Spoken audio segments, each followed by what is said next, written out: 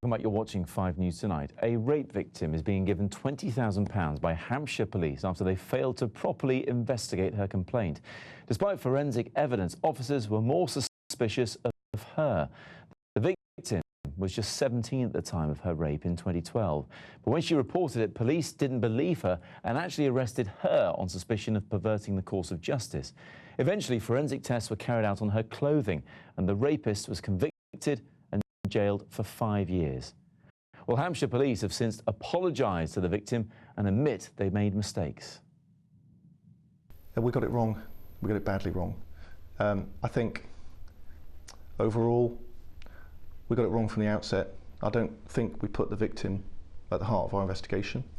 I don't think there was enough empathy or compassion there when it should have been. We didn't do the detail, and when we didn't have that rigour and that oversight that we need when we're dealing with complex investigations, and we have victims who need support.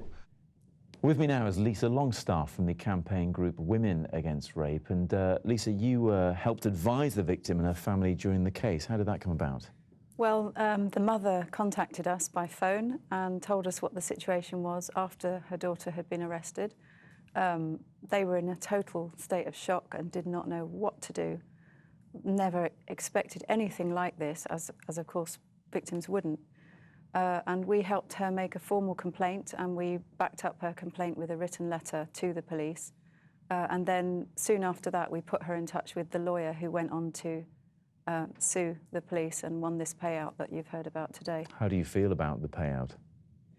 I don't think the amount goes anywhere near compensating for the grief that this young woman has suffered. You know, she's a very vulnerable young woman, and it has exacerbated her mental health problems. So, but it's better than nothing. And, you know, having got a conviction really vindicated that she had been telling the truth. The compensation goes some way down the line of holding the police to account, which is a lot more. Both of those things are a lot more than most victims get. And we've seen the Hampshire force apologise. Do you think enough is being done to perhaps change the culture and attitudes of police officers towards rape? No, I don't think anything like enough is being done.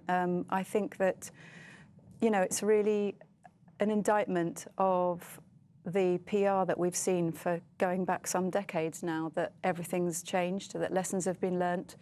And, you know, then you get cases like this, which we do see from time to time, where a woman, you know, ends up being the one who a prosecution is taken out against. And this turned on her very quickly. It was just within a few days. So, you know, there are other cases where women have gone all the way to court and been put in prison, even where the authorities admitted later that they hadn't lied. Yes. There's a woman who was prosecuted for what was called a false retraction because she didn't want to go through with the case, and she's appealing. It's going all the way to the European Court. But the other side of that, unless, of course, there is forensic evidence, when it's just one person's word against another, it's difficult for them to prove, isn't it? And also, police must be mindful of not, you know, accusing someone of rape when clearly that's not the case either. Well, they say it's difficult to prove, but actually our experience is that the evidence was there if only it were gathered properly and treated, you know, carefully and got quickly. You know, that's the other thing, because things do disappear. But as in this case, there was evidence. It hadn't been tested. That's often what we find. And it's usually not just one person's word against another, because sometimes there are multiple victims of one attacker. Sometimes there are other people who've witnessed some aspect of the case where they can corroborate what the victim has said, and it contradicts what the rapist is claiming. Okay. And so, you know, it's not as difficult as it's made out. It's not rocket science. What we need is thorough investigations with the priority on, you know, prosecuting the men and not looking at the women, as they did in many other cases, like in Rotherham, where the women ended up with criminal convictions themselves.